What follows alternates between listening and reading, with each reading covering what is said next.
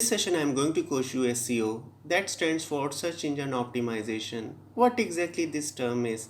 So let me give you a practical example.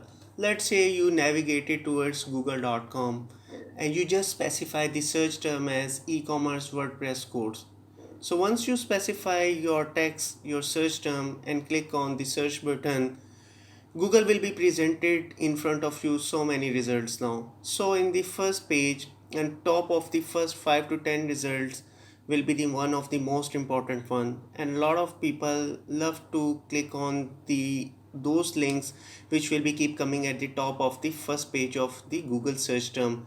So if your course will be keep coming WordPress for e-commerce from Udemy at the top of the Google page, so this means that you did the proper SEO, search engine optimization. So if you will be keep specifying the keywords which the people are keep searching from Google, just like we are normally searching something from Google, and those keywords we will be keep pasting in our course content and our course description and our course title.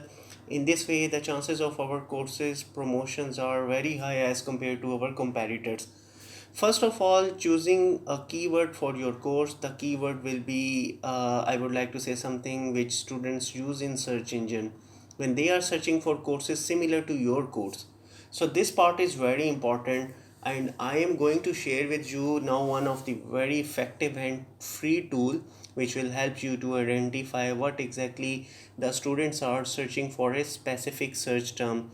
So let's say I just type in a Google AdWords keyword planner, and after that, as you can see in the screen, you need to click on the ads.google.com if you don't have a account for Google Ads.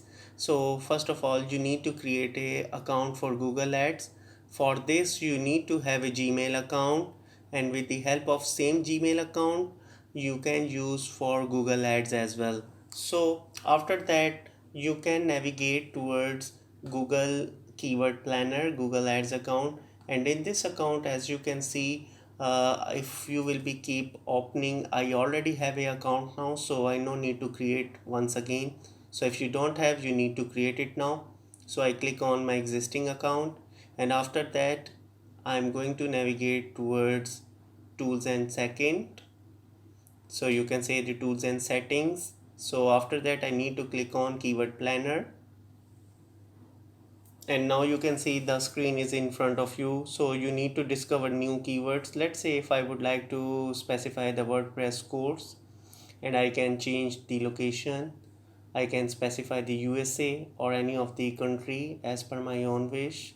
Click save and then click on the get results. So when I click on the get results button, as you can see, this graph is presented in front of me, which will be keep showing me the complete trend analysis that since last 12 months, how the people are searching for a specific keyword.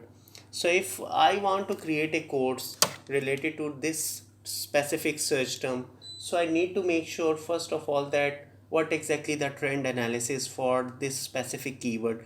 If a lot of people are searching on a monthly basis and there is not very much variation up and down are coming for each and every 1 month, so I should create a course now. As you can see, if I am going to drill down more in detail, you will be able to see the average monthly searches now, and you can able to see the competition and the rest of the stuff. But your area of concern should only be related towards average monthly searches. So WordPress developer, WordPress training and such kind of courses, if a lot of people are searching, so this means that I need to create a course for this specific search term, and I need to create and I need to share this specific keywords in my title, in my subject description and rest of the tags as well, as I have presented already when I was created a course on Udemy platform.